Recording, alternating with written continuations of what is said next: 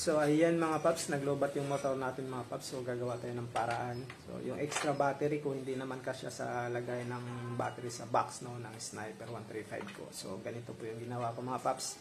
Jumper po ako mga paps. Gumamit po ako dyan ng clip at saka yung wire na malaki no. Kahit maliit okay lang yan kasi hindi naman kotse yan. So ganyan po yung ginawa ko mga paps.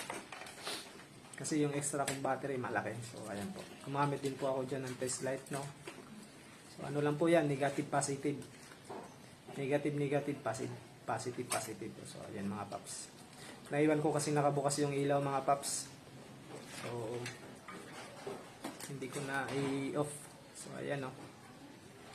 So ayan yan. So ayan po yun mga paps no. So gagana na po yan mga paps. Gagana na po yan mga paps no. So ayan. I-on na po natin mga paps.